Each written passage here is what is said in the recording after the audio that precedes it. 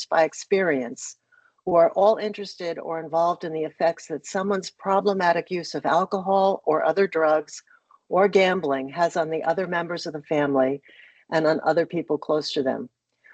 We have now more than 850 members from 58 countries across the world. You can learn more about AFINet from our website, and if you're not already a member, you can join for free by completing the application form on the website. Among the things that AFINet does are our conferences and our webinar series. In alternate years, we hold either a face-to-face conference or an online one. The last conference was online in September of last year and was a great success. The next face-to-face one is coming up in 2 months. It's in May, from the 21st to the 23rd in the lovely and interesting city of Quebec, Canada. And a quick reminder that early bird pricing is open until tomorrow, the 21st. The programs and the recordings of all of the conference presentations going back to our online conference in 2021 are all on our website. The webinar that we're going to hear today is part of our webinar series. Webinars are free, but as a small charity with no funding sources, donations from those who attend are always welcome and much appreciated. Again, details of how to donate are on our website. And the technical side of these webinars, which includes running the video conferencing systems, making the recordings, and so on, are undertaken by 2 of our colleagues in Finland who work for the A-Clinic Foundations, Sari Jurvensu and Jana Takala, so a huge thank you to them. And then lastly, a huge thank you to Richard Velleman, who is responsible for identifying potential speakers, contacting them, and convincing them to join us in a presentation webinar. This whole series would not be possible without him. Our webinar series has been running since October 2020.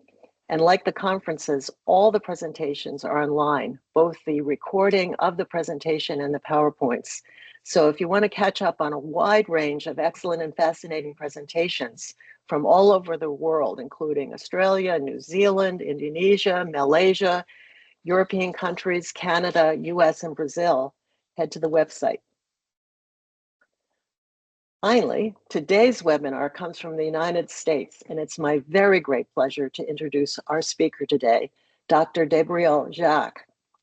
Debrielle is an assistant professor of child clinical psychology at the University of Washington in the United States. Her main line of research examines the developmental effects of maternal addiction, particularly investigating how, why, and when addiction impacts parenting, family dynamics, and infants' social, emotional, and cognitive development. She also studies how addiction's effects on parenting and family processes shape the development, function, and mental health outcomes associated with infants' coping strategies. Here, her work aims to clarify our understanding of how infants navigate family environments that are affected by parental addiction, particularly in ways that might be both situationally adaptive, meaning it helps them survive in their immediate surroundings, but also potentially harmful, meaning not without costs to their short or long-term mental health or well-being.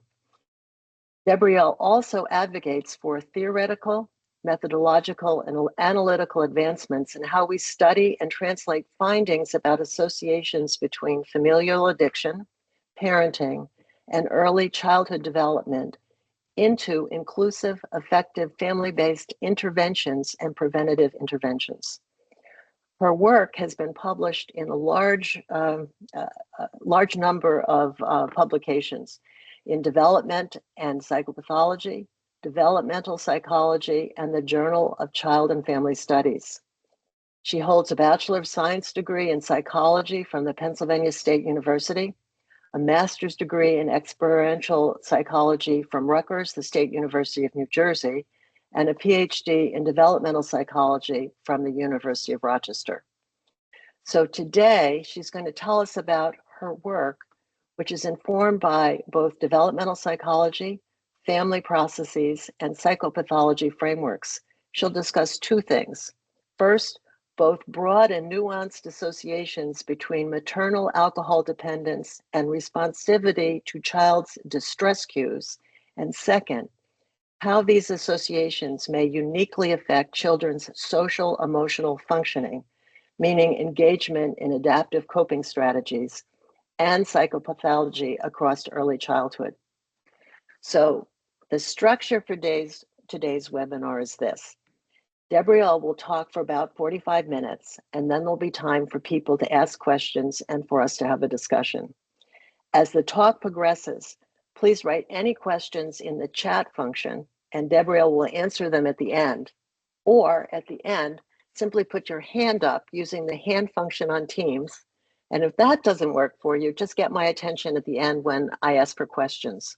And now it's my great pleasure to turn you over to Dr. Jacques.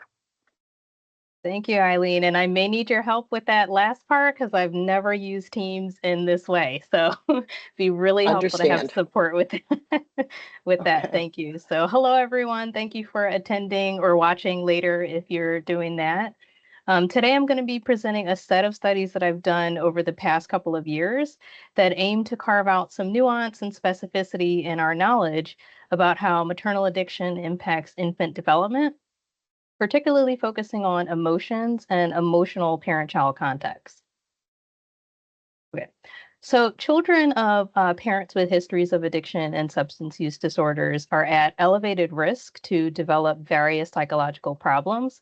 That's both during specific developmental periods like infancy and adolescence, but also across the lifespan. And we also know that parents who have substance use disorders often struggle or experience challenges in many different domains of their caregiving role. And you see this across a wide spectrum of parenting behaviors, but also parent-child situations. So this can be discipline situations, but also play or free play settings. Despite the well-known literature that has substantiated this knowledge, a couple of key gaps remain. So in my view, one of the main ones is that many have examined this link between parent substance dependence and children's externalizing problems. That could be substance use, conduct problems, other sorts of issues like that, particularly when the addiction is experienced by the father. And thus, there's less known about mechanisms or things that might explain how internalizing problems like anxiety or depression or emotion regulation challenges develop when mothers are the ones experiencing substance use problems. Parenting or caregiving, and I'll use both kind of interchangeably as I keep going, is thought to be one of the primary proximal or immediately impactful ways that parental addiction and substance use disorders can affect kids' adjustment. But many studies have lacked specificity in examining which specific caregiving behaviors, which specific caregiving contexts, and which family characteristics individually or collectively might uniquely affect kids' risks for distinct life outcomes. So one such mechanism that I've been really interested in is mothers' insensitivity to children's expressions of fearfulness or sadness, which I'm going to refer to as child distress moving forward. And the reason being that we have some research that shows that maladaptive caregiving responses to these specific emotions might be uniquely damaging to children's emotional functioning, and that could increase their risk for internalizing problems later on. So to help orient you all, both studies that I'll present investigate the associations I just mentioned, but they do so from slightly different, hopefully mutually informative angles. So in focusing on the context of maternal alcohol dependence, study 1 more specifically focuses on nuance in parenting and infant outcomes, including trajectories of outcomes across infancy. And then study 2 aims to introduce nuance in how we view or perceive emotion regulation as something that might emerge within this context. So while we know that children of parents with addiction histories are at risk to display high levels of depression and anxiety, it's especially important for research to start devoting a little bit more attention to internalizing problems for various reasons. First, internalizing problems in general are alarmingly prevalent. Here in the United States, it's thought that an estimated 7.1% and 3.2% of children under the age of 18 are diagnosed with anxiety and depression, respectively. Like child internalizing problems, parent substance use disorders and use in general is also alarmingly prevalent. And there's been some interesting work, at least within the United States, but I'm sure globally this is happening, that's looked at how COVID and the pandemic and us emerging from the pandemic might have influenced some of this prevalence. So when you consider that so many children are interacting with parents who struggle with substance use, and then children are at risk to experience anxiety and depression even at early ages, this signals to me more of an urgent need to better understand how and why maternal alcohol dependence might be uniquely affecting these outcomes. Additionally, in the literature, when internalizing problems are examined, there seems to be little to no differentiation between distinct types of internalizing problems. So, this makes it hard to evaluate or compare and contrast how one form of an internalizing problem develops in comparison to another. We also know that different types of interactions with caregivers may put you more at risk for certain types of internalizing problems than others. So, for example, childhood depression may be more likely to stem or emerge from neglectful or emotionally avoidant parenting, whereas child anxiety may be more likely to stem from over controlling or chaotic or disorganized caregiving. So, while mothers and parents in general who have substance use disorders may display many different types of harmful parenting behaviors, it remains unknown whether and how these behaviors may uniquely or differentially influence young kids' development or the trajectory of experiencing specific internalizing problems. So in developmental psychology, we love theories, we proliferate theories, but then people don't always really use them. But there's many different theories that exist to help us understand how parents are impacting children. So, emotion socialization theory has been especially useful to this line of work in kind of unpacking the processes through which parent behaviors impact kids' social and emotional development. If you've never heard of this theory, the central argument is that caregivers' responses to children's emotions, which you sometimes hear talked about as socialization behaviors or socialization practices, that those responses actually help kids understand, experience, express, and eventually regulate their own emotions.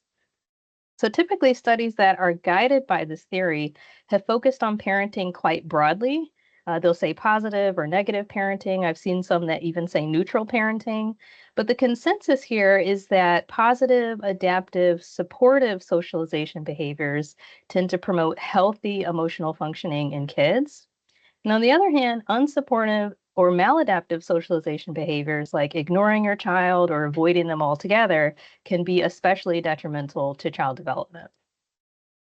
So, more recent work that has used this theory has started to incorporate parent psychopathology, broadly speaking, as a predictor of, and child psychopathology as an outcome associated with parent socialization behaviors. So findings here indicate that insensitive responses, ones that aren't really child-centered and really focused on meeting kids' needs, that these are typically linked with increased risk for child psychopathology. So for example, mothers' unsupportive responses to kids' emotions, just broadly, has been linked with increases in child depressive symptoms. But others have started to question, what is predicting these specific behaviors? Are there predictors of specific behaviors, including when or how they might emerge? So, studies here have shown that parent characteristics like psychopathology can and do predict insensitive responses to kids' negative emotions. But despite these findings, very few studies have looked at emotion socialization practices in mothers with histories of alcohol dependent symptoms, and even fewer have linked those to longer term child mental health outcomes. So, although little is known about emotion socialization practices in mothers with alcohol dependent symptoms, there is some evidence that in the broader literature that would suggest that mothers who are experiencing substance use disorders might be uniquely or especially at risk to experience challenges in responding to kids' distress. So, recent fMRI studies have shown that when children are expressing emotional distress, meaning they have really sad faces, like they're kind of scrunched up and crying, or they're like having high pitched crying, that these mothers will show actually reduced activation in the brain regions that are responsible for motivation, auditory processing, cognitive control, emotion regulation, all of which are really important to kind of govern and orchestrate maternal sensitivity. Studies using other methods like parent self-report has also found a similar pattern where parents will report themselves that they use less supportive responses when engaging with child distress. So that's two different modalities that have been used to kind of attack this, but observational studies have really been underutilized.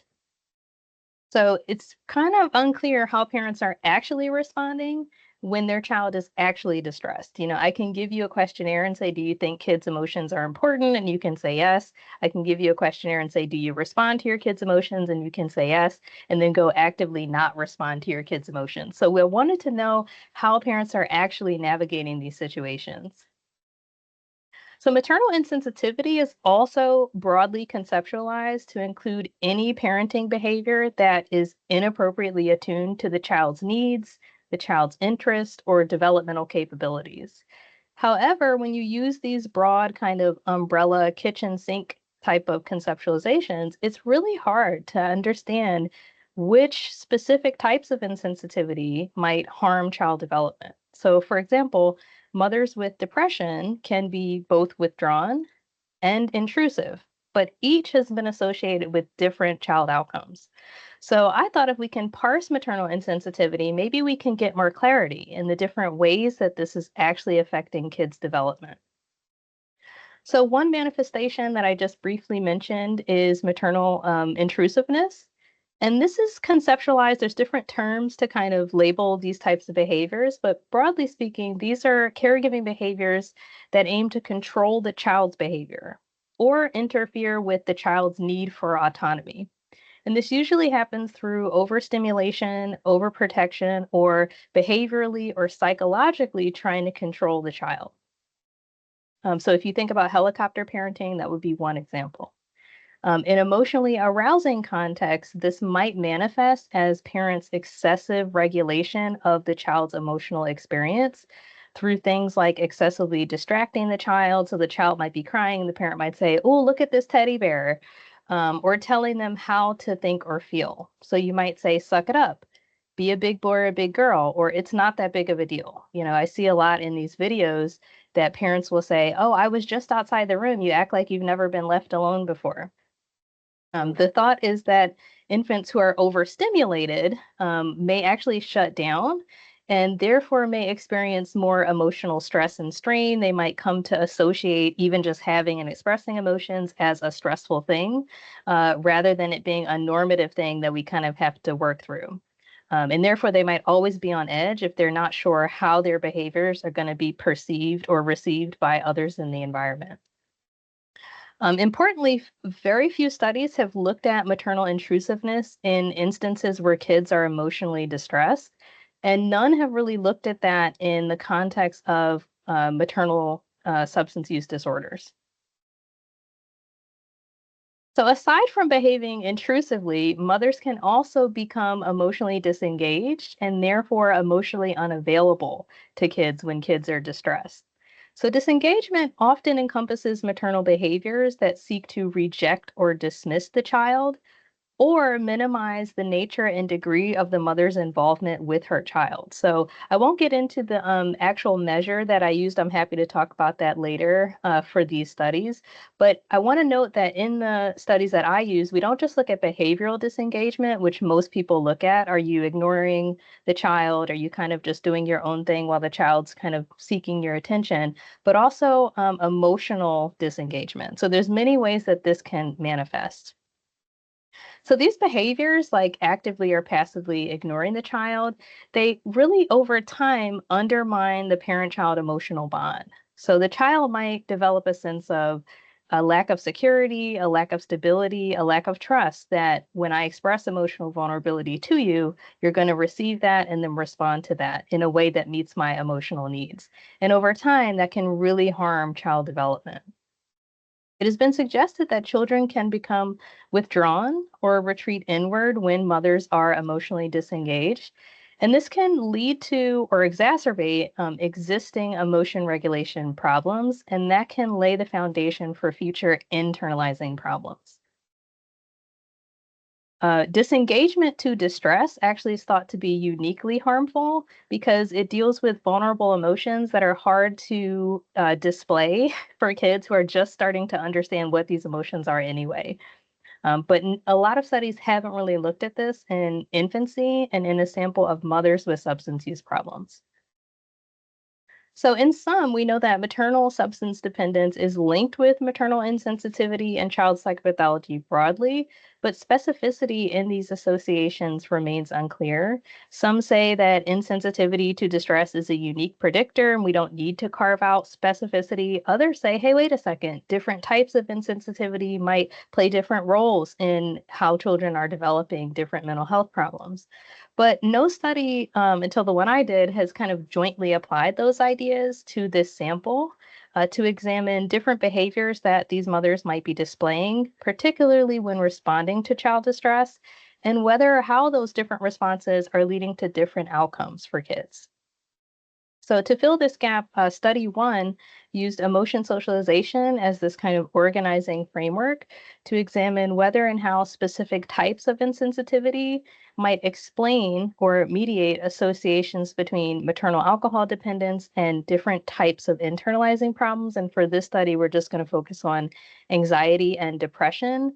The scale we used was called affective problems because it was with one of the old DSMs. But when I say affective problems, we really just mean depression. We also wanted to use a longitudinal design to see whether changes in insensitivity across infancy, does that predict later changes in children's internalizing problems also across infancy, eking up towards that middle childhood period? So here we hypothesize that mothers with alcohol dependent symptoms would struggle to sensitively respond to kids' distress, and that these responses would go on to predict later internalizing problems for kids. However, given the lack of specificity in the literature, we couldn't definitively make any hypotheses about specificity ahead of the study. So now that I've introduced the aims and the hypotheses for the first study, I want to introduce our participants, and these will be the same participants for the second study. So participants included 201 children and their mothers. Kids were about 2.5-ish at baseline in the first wave of the study. And we used a multi-step recruitment process just to get a diversity of parents, not just socio-demographically, but also more diversity in the types of adverse experiences they might have, trauma exposure, and also psychopathology within parents or just within the family unit. So as you can see here, the median family income was under $20,000 a year. And in the United States, that's actually below the poverty line. And you see that most mothers had not completed high school. And one thing I'm particularly proud of with this sample is that the majority of parents and children identified as a racial or ethnic minority. So how did we conduct study one? Data were collected across 3 different waves. Each was spaced 1 year apart. So starting when the child was about 2.5, ending when they're about 5-ish.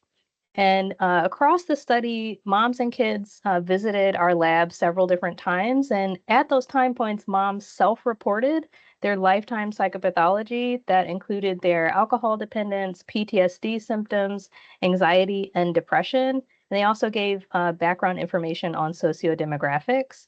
Trained experimenters observed and rated children's internalizing problems, and parents and kids completed the strain situation, which you might be familiar with as an attachment paradigm, but we use that to code for children's distress and for moms' responses to that distress.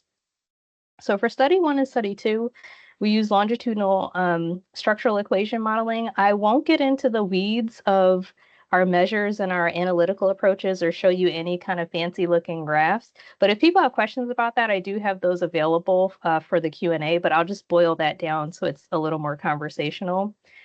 For both studies, we wanted to separate maternal alcohol dependence from psychopathology, family income, and maternal age to really get at specificity in how one versus the other might be affecting our different outcomes. We also entered child gender as a variable for both studies. And in study one, we wanted to isolate children's initial levels of distress and internalizing problems as well. So now I want to walk through what we found in study 1. So to make interpretations easier and clearer, I'll discuss the findings for child affective problems first, and then discuss child anxiety problems. So what do we find for affective problems? What we mainly found was that more severe maternal alcohol dependence when kids were 2 at that initial kind of baseline did predict increasing disengagement to children's emotional distress across infancy. And this increased disengagement predicted greater affective problems, aka depressive symptoms for kids spanning infancy and early childhood until about age 5, so dipping into that middle childish period.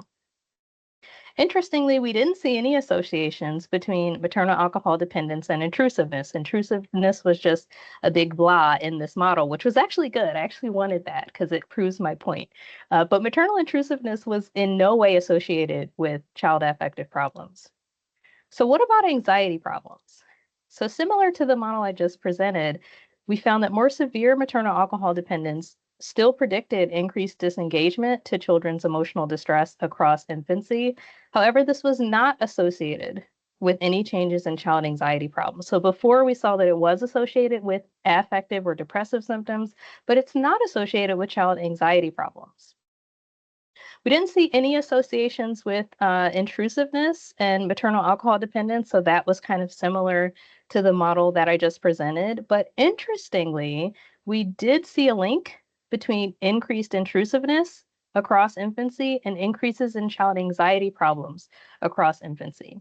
So I want to note, even though this isn't associated with maternal alcohol dependence and it wasn't, this link in and of itself was not one that we were particularly interested in, I do want to note that we know that general parental intrusiveness can promote anxiety in kids, but to my knowledge, this was one of the few times that we had seen this in an emotion focused parent child context, aka when parents are responding to kids' emotions, and especially in the context of maternal addiction. So I thought that was just a cute little nod. That might be some interesting work to be done there too. So, in summary, our findings from study 1 demonstrate that when responding to children's distress, specificity matters because mothers with alcohol dependent symptoms might be more likely to display emotionally rejecting and disengaged behaviors rather than intrusive, over controlling, or domineering behaviors. Furthermore, our findings suggest that specific forms of maternal insensitivity to child distress differentially predict children's internalizing problems, with disengaged behaviors leading to more risk for child affective or depressive problems, and intrusiveness leading to more risk for child anxiety problems. But why, right? Why might we see this link between maternal alcohol dependence and disengagement, but not intrusiveness? What might be at play here? So, putting on my kind of other speculative hat, one explanation may be alcohol related neurocognitive deficits that might interfere with mothers' perceptions and processing of children's emotional distress cues. We know from the general substance use and addiction literature that alcohol dependence can reduce activation in the brain regions that facilitate or orchestrate emotion recognition and how we process emotional stimuli. And that includes emotional cues from other people. So, as a result, mothers with alcohol dependent symptoms might be unaware of or misinterpret their child's emotional cues as a genuine need or call for emotional support. They might also process and recognize that, but just miscalibrate their behavior or the implementation of the response to that child's cue. And therefore, that's where you're seeing things kind of fall apart. On the other hand, intrusiveness may stem from hyperactivation of those same brain regions, meaning that mothers may be significantly more reactive or aroused by children's distress cues. And this might lead to intense empathy or worry or concern or fear, which might then motivate intrusive attempts to control or engage with the child. So think of a helicopter parent who goes into like a hyper response mode at the tiniest sign, even if it's an ambiguous sign, that a child might be struggling or upset. So I think alcohol's link with decreased rather than increased neural processing of these cues might explain why these mothers might be more inclined to be disengaged versus intrusiveness. Another question is why we saw that only affective problems were associated with increased maternal disengagement and not anxiety problems.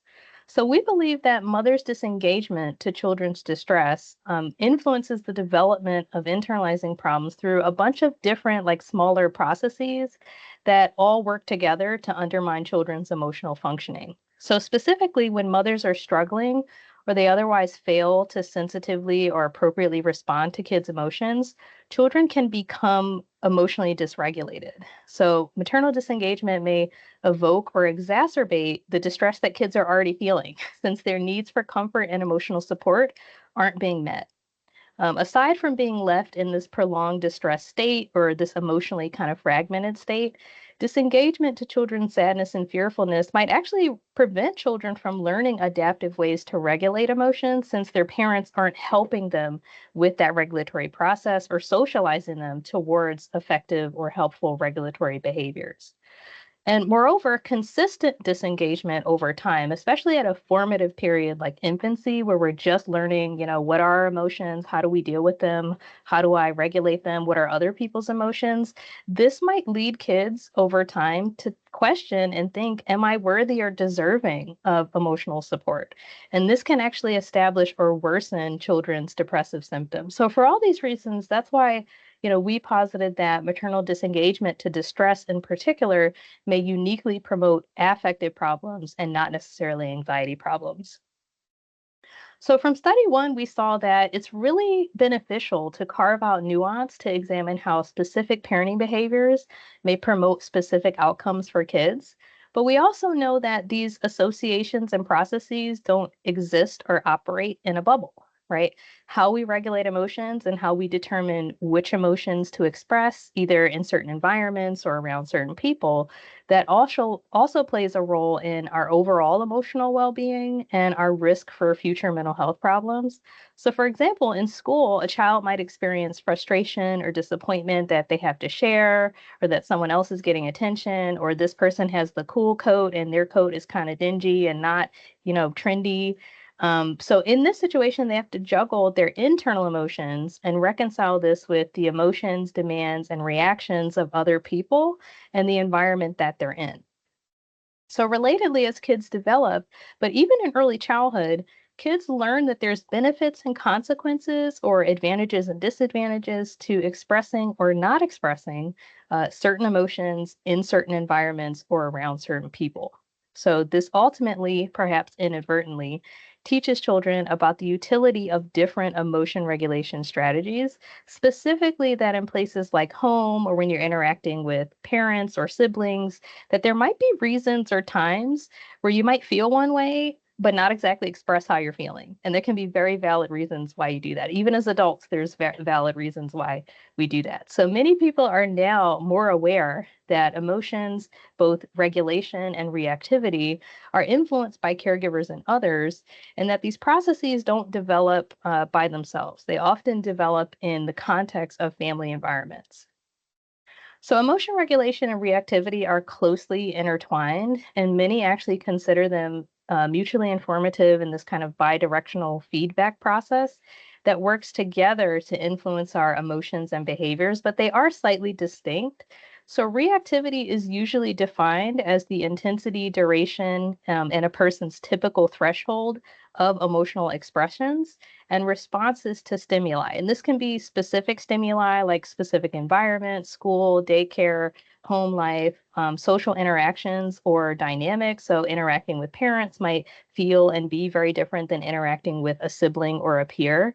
And then regulation, on the other hand, involves the processes that we use to identify, monitor, modify, or alter and control our emotional responses, especially when we want to achieve a social or personal goal. So here's how one might kind of depict. I'm sure there's other ways to depict how people think these connect, but this just might be a visual depiction of how you can connect the two.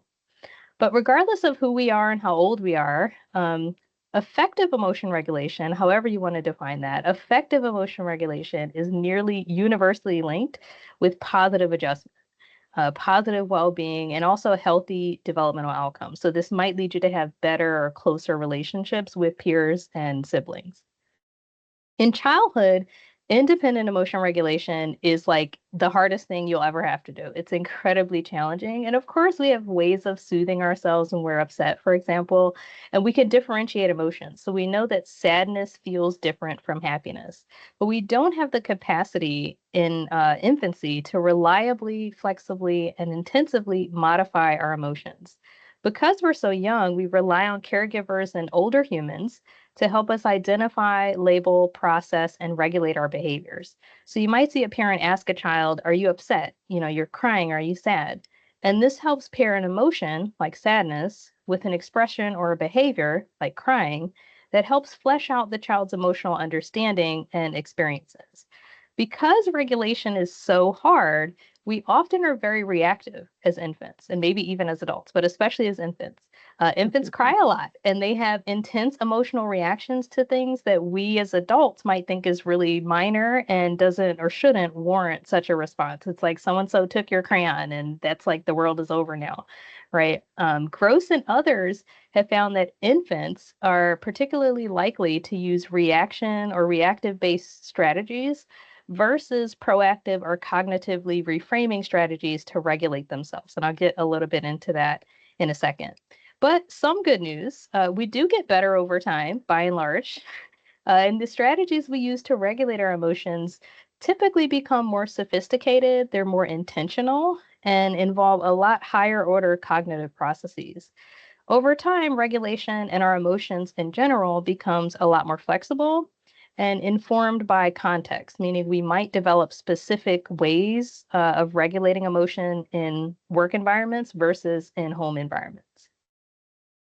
So there's two kind of dominant regulatory strategies that people study, and people usually study them together. And those are expressive suppression and cognitive reframing. So, expressive suppression occurs when you inhibit or conceal outward emotional expressions without changing what you're actually feeling. And that's the important part. Um, and this is considered a response or reaction focused strategy because it occurs after an emotion is already experienced. So, if you think about the picture I pulled up earlier, a child might be sad but choose to hide that and smile instead. That doesn't mean they're happy, it just means they're smiling instead. This contrasts cognitive reframing, or sometimes it's called reappraisal. This involves changing how you interpret an emotional event to change how it's affecting you. So, this is considered an antecedent or proactive strategy, meaning it alters the emotion before it's actually activated or experienced. So, this is just one example of what this might look like.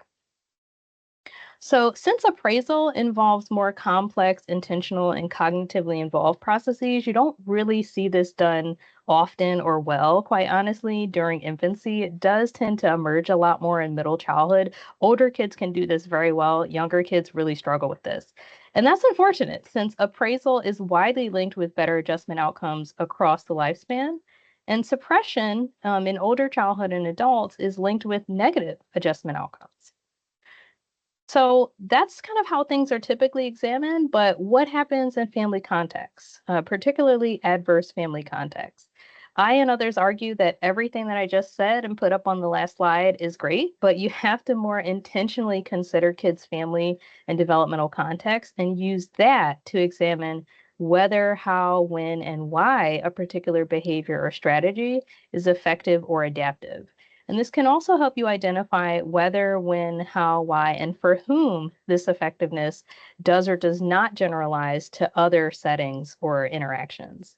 So, for example, we know that parent behavior influences how children express emotions just generally, but studies of high risk family or parent contexts often focus on or find that children from these environments actually struggle to regulate their emotions, and this might be evidenced by high levels of emotion reactivity. So the kid who has trouble calming down, or they have really intense negative emotional reactions to things, that's primarily what people have concentrated on.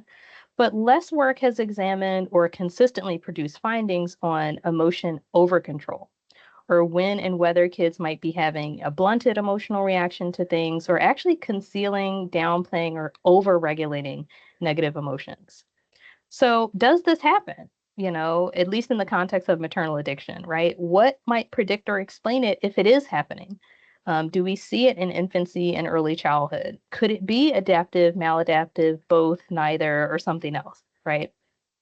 So for study 2 and building on study 1, we wanted to deviate from examining specific child mental health outcomes to instead examine children's emotional reactivity as an outcome. So I was deeply curious about 3 questions for this paper.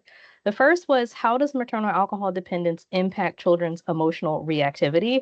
Not going into it expecting or trying to find that it leads to over-regulation or under-regulation, just what's happening here. Does maternal responsiveness to distress, again, fearfulness and sadness, does that play a crucial, maybe explanatory role in how we're seeing reactivity and regulation actually develop? And if we get findings, what, if anything, could they reveal about how children are experiencing emotions and developing emotion regulation in this specific family context?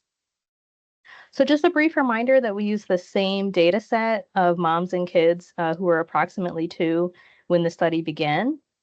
And the procedures and assessments we use were pretty much the same as study 1. The one thing I wanted to highlight here is that trained experimenters coded children's emotional reactivity across all study visits and interactions. And we used the caregiver teacher report form for children who are 1.5 to 5, and we're using the norm scale. So I just wanted to kind of mention that to show we were using something that has been well established and normed to kids in this age range. Similar to study 1, we use longitudinal structural equation modeling, and I also wanted to mention that we didn't separate out specific caregiving responses to distress here. Instead, we used a global measure of insensitivity that includes diverse forms of insensitivity. So if anyone's interested in the full statistical model, let me know. I can share that at the end. But to just boil this down, what did study 2 reveal? In a replication of some parts of study 1, we found that more severe maternal alcohol dependence was associated with increased insensitivity to children's distress across infancy. But contrary to some prior work or to some people's expectations, including some of my co-authors, this increasing insensitivity to distress was linked with significant decreases in children's emotional reactivity across early childhood. We also saw that child gender might play a role in how mothers, broadly speaking, are responding to infants' distress, with mothers demonstrating increasing insensitivity to boys' expressing of distress over time, whereas they were increasingly sensitive to girls' expressions of distress over time. We did not find any effect for gender in study 1. So what does all this mean? In tying everything together, we see that maternal alcohol dependence can hinder mothers' abilities to sensitively respond to children's emotional needs and cues, particularly when children are expressing vulnerable emotions like fear and sadness. So this may be a unique context or parenting experience where these mothers are struggling, given how alcohol affects neurological, cognitive, emotional, and behavioral functioning. Also, how mothers are navigating these specific parent-child situations plays a diverse, multifaceted, and complex but unique role in shaping children's emotional functioning and their risk for specific mental health outcomes like anxiety and depression. For study 2 in particular, in early years and over time, children might internalize my family or my parent, they're not receptive to my emotions, and it might be more advantageous, at least for now, or at least in these interactions, to perhaps mask or conceal or downplay my emotions as a way to protect myself. While much existing research adopts a narrow focus on links between parent psychopathology, parenting behaviors, and children's emotions, hopefully this work that I've presented today gives some food for thought, that what we see is often perhaps more complex or dynamic. It might unfold within and across particular periods of time. And there might be specific contexts or environments and interactions in those environments that we should pay particular attention to. At the same time, people working in this field can continue to help empower parents to flexibly adapt and respond to children's emotional needs. And on the child side, we can do more to help kids from these family environments feel comfortable, confident, and safe, which is, a big factor in being their full emotional selves. So with that, I want to thank everyone who was involved in these 2 papers, particularly my collaborators at the University of Rochester and the University of Minnesota. our research staff, including the team at Mount Hope at the University of Rochester, and all the families who participated. I forgot to include this in the slides that I sent to the group, but I wanted to share that since both studies are published, feel free to access the DOIs or take a screenshot of this if you want to download the papers. You can also find them on my personal website and on my Google Scholar page and my faculty website. And I wanted to thank you all for the invitation to talk to you all today and for you joining me in this discussion. And with that, I'll be happy to take any questions. Thank you so much, Debrielle. That was just fascinating. I don't have any questions in chat, so I'll open it up first to everyone here. And I see a hand clapping in the actions there. And Doreen, did you have a question? Oh, I thought I saw your hand up. Yeah, I wanted to clap. But of course I have a question. And first I want to say thank you. It was a very interesting talk. I was wondering, how did you find the mothers, and was it difficult to get them to work with you? Yeah, that's a great question. So one of the I guess beauties, I came to appreciate it later, of this sample is that it was initially captured or recruited as a family conflict, domestic violence kind of sample. And because Patrick Davies was one of the main PIs on the grant. So initially we went through the upstate New York kind of Department of Family Services to get people who had court involvement with family conflict or domestic violence sorts of issues, child maltreatment, things like that. So it really was a swath of different experiences that families had. And I think one of the benefits of why the families were so willing to come to the lab and offer up like very rich trauma experiences is because of the history of Mount Hope and the local community. So for those who don't know, Mount Hope Family Center is I think it's like 100 years old or something. It's probably older than the university that it's connected to, but it's a community-based research center that is located in one of the kind of poorest areas within Rochester, New York.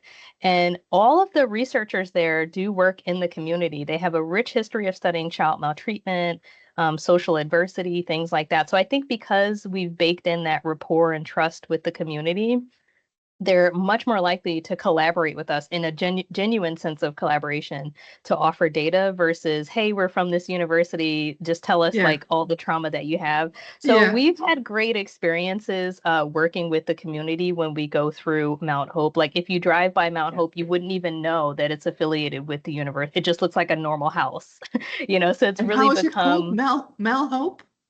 The Mount Hope Family Center. Yeah, they just got a grant in the early part of the pandemic to partner with Penn State, and I think there's another university to become one of the main US-based centers to study child maltreatment. So there's a lot of great child maltreatment work. There's a lot of family conflict work and family psychopathology work that has come out of Mount Hope. Oh, it's very interesting. I will look it up. Thank you. Debrielle, I was curious, with a mother who is suffering from alcohol dependence, would there also be a factor of inconsistent parenting? So sober, not sober, able to engage with the child not? Did you pick up on any of that?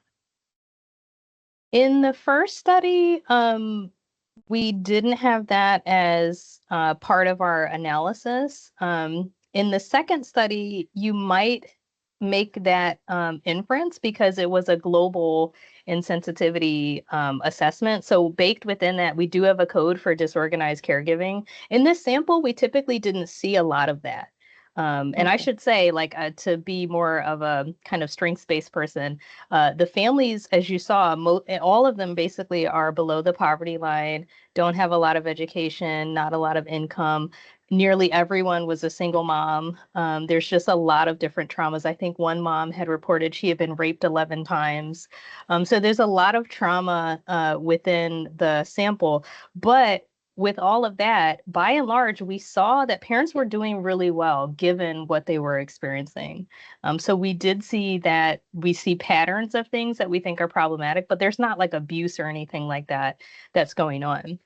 But Eileen, your question also makes me think about some work that's not done in the parent substance use space, but that's done in more of the addiction space that I've been really interested in. Is that there's some people who say that even if you develop a substance use problem or an alcohol use disorder and you stop drinking and you never have a drink, after you've gone through treatment, that there are lingering effects that still make it hard for you to engage in some of these things. So the proximity to are you in active addiction versus you just have a history of addiction?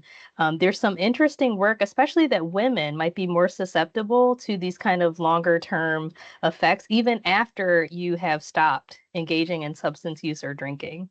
And women, sadly, at least within the United States, I don't know about the global literature, but within the United States are drinking more. It used to be we see that men were the main ones, at least in studies that we were looking at, who had alcohol use disorders, but women were catching up, right? And we might be uniquely impacted neurologically, psychologically, behaviorally when we're engaging in those same kind of behaviors. So I think it's an interesting point of, are you kind of in an active addiction where you're actively struggling with drinking and you're going through withdrawals versus I stopped that 5 years ago, but I'm still having these challenges. So it's an interesting question. So another question I have, which will show you that I'm not a developmental psychologist, is I vaguely remember from my introductory courses in this area, a theory that some children are born genetically more prone to anxiety or more prone to depression. And how is that taken into account in your studies, or should it be?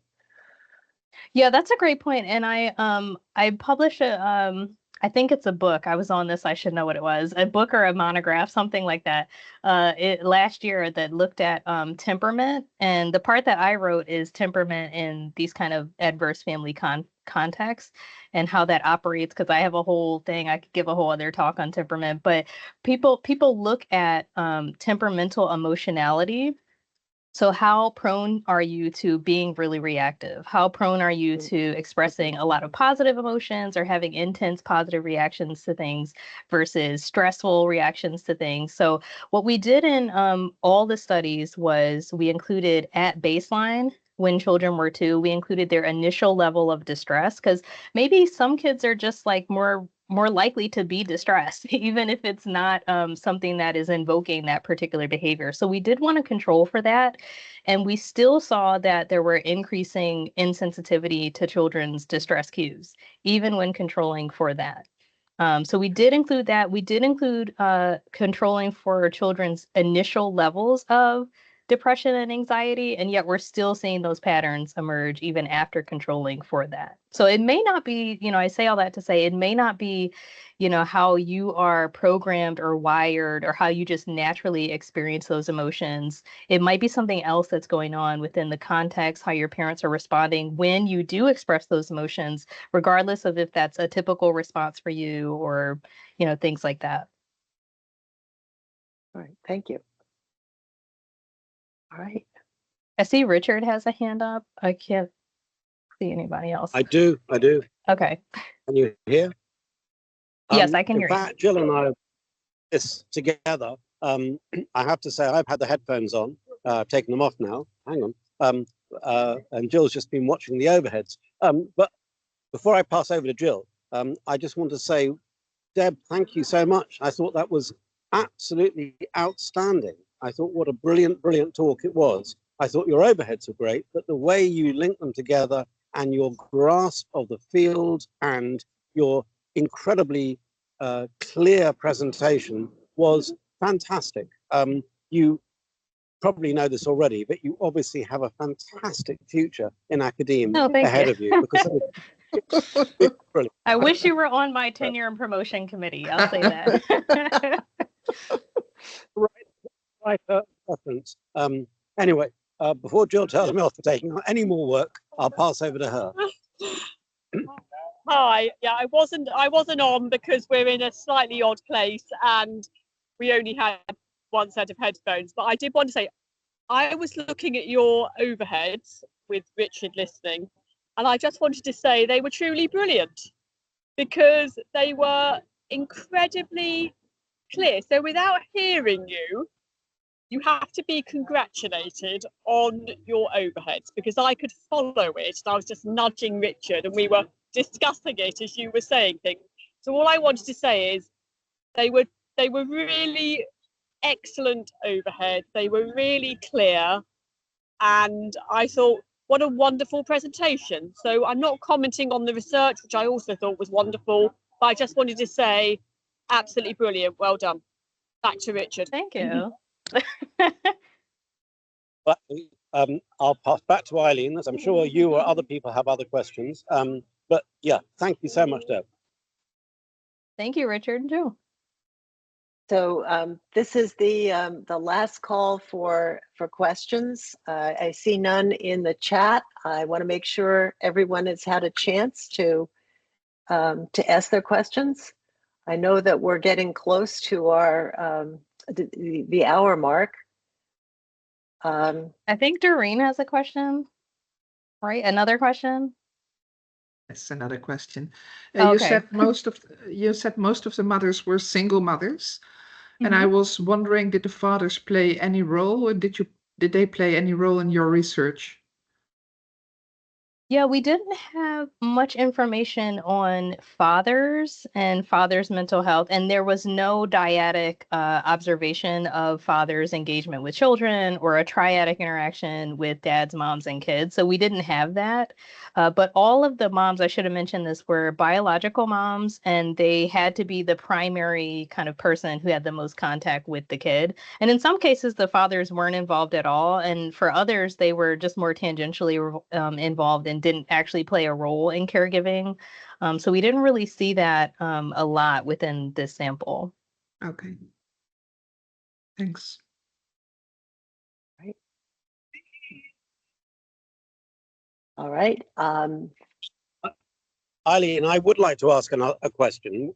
I'm interested in this issue about fathers, and I recognise that your sample was a particularly difficult one, I'm sure, to get hold of, and a very disadvantaged one. And so much research is not done on groups like this, so I think it's fantastic that you did. But so I don't want to ask a question about the sample. I want to ask really a question more about your views about fathers and fathers' impact and influence on child development in this way. I mean, obviously, we see a lot of relationships within the addiction field where children grow up without particularly good contact with fathers, often because the fathers themselves have the addiction problem and then leave, but sometimes because the mothers have the addiction problem and the fathers leave anyway. So there's been a lot talked about and written about absent fathers and the importance of fathers in families and family relationships and for children, especially boys growing up. And I'd like to know what your view is about this issue about fathers in parenting and absent fathers and so on. That's a great question, Richard. And it's one of those things that if I could do another PhD, and because I like pain, apparently, I would do that. But I have immense respect for people who study fathers. There was actually someone in my lab who was coming in when I was leaving who was really interested in fathers and parenting, but from an evolutionary psychology theory. So really looking at paternal investment as something kind of, because in the evolutionary space, they talk about kind of that being a motivation for father's involvement or how that might change over time. I'm not a huge fan of evolutionary psychology, I should say that, so I don't buy into that literature. But if anyone's interested, Natasha Cabrera, who I want to say is at Michigan, but I might have that wrong, has done a lot of really interesting work on fathers. There's some interesting work on fathers, because part of the problem how we study fathers and fathering is that we equate it to mothering and mothers. So we typically use a parenting assessment or something that's rooted in a conceptualization of parenting that's actually mothering. And we try to apply that to fathers, and then we say, we're not finding anything. Like, we're not finding that fathers' parenting is doing anything. Well, of course not, because it's a scale or a measure that's designed, baked in with mothers, not really rooted in what fathers are actually doing.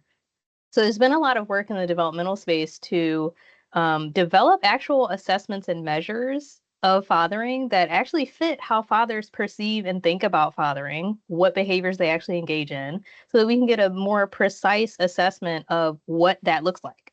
And there's some great qualitative work as well that has been done to get at one of the main kind of measurement issues, which is it's super hard to get fathers to come in and do any study on developmental psychology. It's like, so it's easy to get moms, it's easy to get grandparents. It's really hard to get dads. So a lot of people are looking at what is going on there. There's some interesting qualitative studies that have asked dads, what's preventing you from doing this work? What can we be doing? Maybe our study design isn't working. Maybe you don't think this is actually fitting how you perceive parenting, so you're already disengaged and disconnected from it. So there's been a lot of interesting stuff. I think we have done fathers a huge disservice in the developmental literature, and thankfully there's people who are far more well-versed in that literature who are starting to address a lot of those issues. But I think fathers play an important role. We need to get better at how we measure and assess what fathers are doing, how fathers navigate and think about their parenting role. And then hopefully, if we do that, we'll be better at connecting that with child outcomes. So there's a lot more work to be done in the developmental space on fathers and fathering.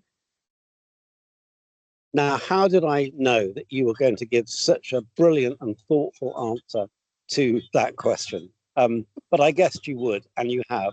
Thank you so much, Deb. That's a really fantastic answer. It'd be nice if you did some of that work as well, because you're obviously so good. You had results.